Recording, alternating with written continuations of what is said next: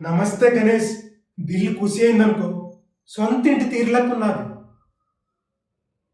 అబ్జెక్షనా? బయటకు పోయి మాట్లాడతాం.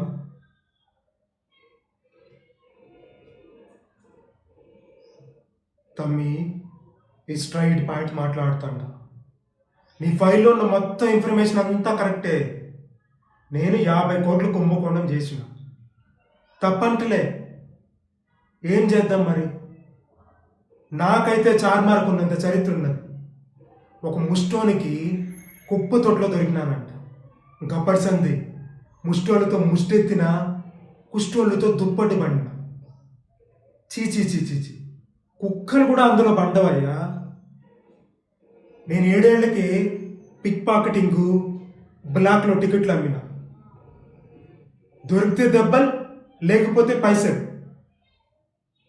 నా పెళ్లి మర్డర్ ఎప్పుడు చేసినాను అన్నట్టు 14 ఏళ్ళకి బచ్చగాడిని, అంటే చెడ్డి మీద మర్డర్ అన్నట్టు. ఏం చేయాలి? నేను బతకాలి తమ్మి.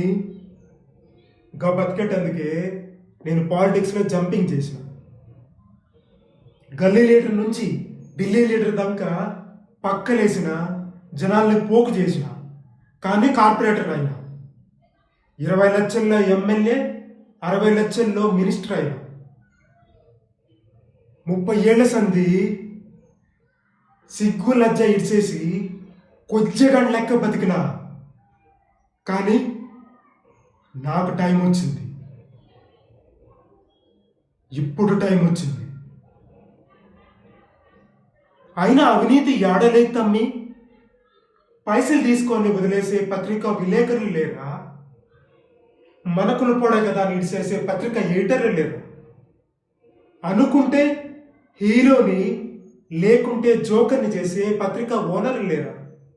అడిగితే గదైతే పత్రికా ధర్మం అంటాడు, ఇదైతే రాజకీయ ధర్మం అన్నట్టు.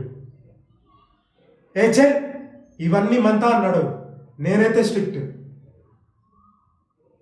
మెడల్లో మెడలేసుకొని తిరుగుతానంటావు. గైతే చెప్తా నీకు. గా రెవెన్యూ గాడు 100 కోట్లు తిన్నాడు.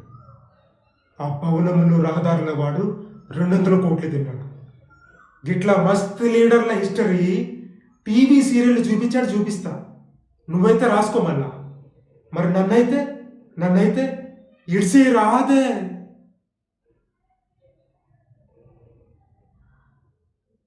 గివైతే చేతులు కాదు కాళ్ళు అనుకో అనే కషాయుండు కాదు.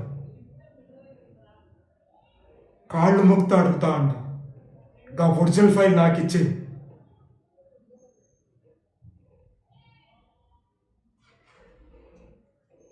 ఇదైతే బ్లాంక్ చెక్.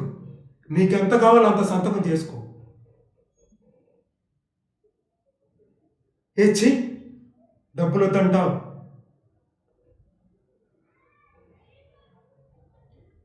కాళ్ళు మొక్కినా కనికరించలే. నువ్వు నా తీరు లెక్క ముండోడివి. మారాలి తమ్మి, మారాలి. ఖచ్చితంగా మారతాం. వస్తా.